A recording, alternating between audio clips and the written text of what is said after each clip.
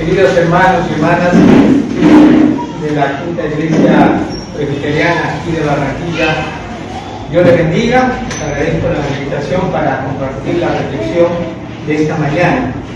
Hemos leído una parábola, hemos escuchado una parábola muy interesante, muy conectada con este tiempo de la espera del Señor, así también con algunas canciones que hemos cantado en esta mañana. El título de este sermón, basado en la parábola leída, es La venida del Señor. La venida del Señor. Y el texto realmente nos invita a reflexionar sobre el reino de los cielos, porque justamente el texto empieza diciendo, el reino de los cielos es semejante a. Pero también nos invita a reflexionar sobre el juicio de Dios que hará a todas las naciones. ¿Sí? Porque el reino de los cielos sin juicio en la Biblia nunca están separados. Así como también nos invita a reflexionar sobre la venida del Señor Jesucristo para juzgar al mundo. Entonces es un tema bíblico del Antiguo Testamento y del Nuevo Testamento que Jesús nos invita a reflexionar hoy en día. Y uno de los temas subyacentes en la lectura y en el sermón de esta mañana tiene que ver con la cultura de aquel tiempo y que también se traslada a las distintas culturas, como a la nuestra, y a distintas otras en distintos lugares y tiempos, que es el tema de la apariencia. ¿Cuántos han visto esa película muy famosa que se llama El Gladiador? Una película que la ven muchos y se inspiran para muchas cosas. En fin, en la primera parte de la película, antes de que muera el emperador, él llega un momento a saludar a su hija, ¿sí? Y le dice así, en la Biblia, pretendamos de que yo soy un buen padre y de que tú eres una buena hija. Ilustra el tema de aquel tiempo de la cultura, de las apariencias, que también en el tiempo de la Iglesia, que justamente era la época de la dominación romana, había penetrado en la Iglesia.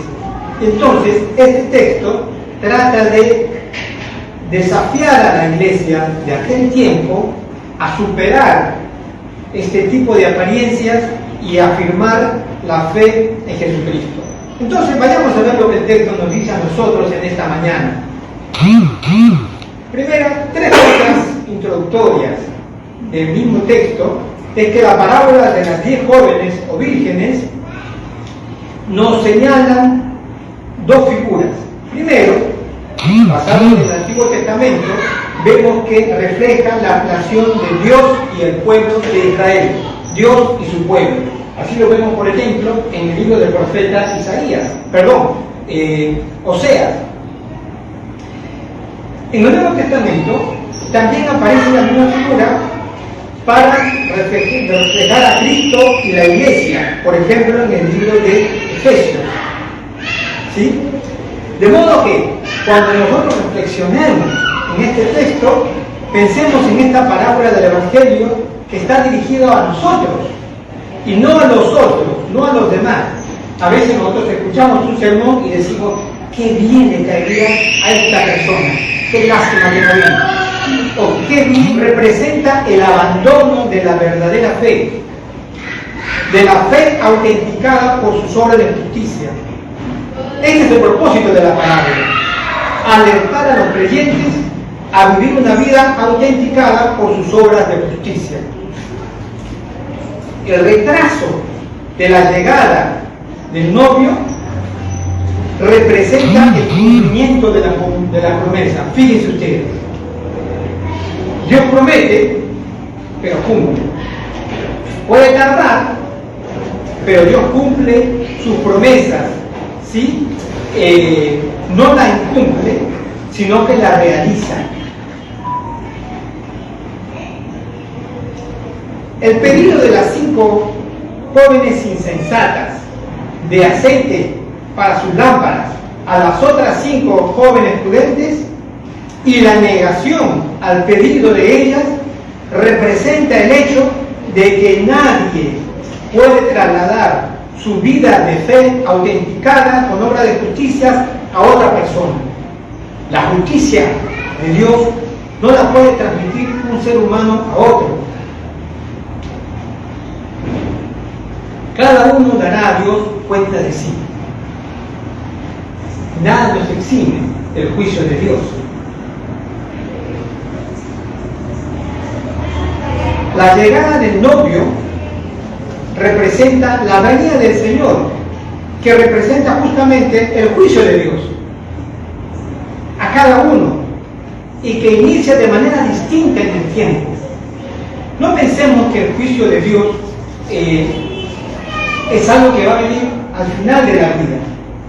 El juicio de Dios empieza con la llegada del reino de Dios, y el reino de Dios no es futuro, el reino de Dios está presente, y el juicio de Dios ya ha empezado. De manera que ese juicio de Dios inicia de manera distinta en el tiempo, de manera inesperada. Por eso la parábola nos advierte de la imperiosa necesidad de estar preparados para la venida del Señor, de su juicio.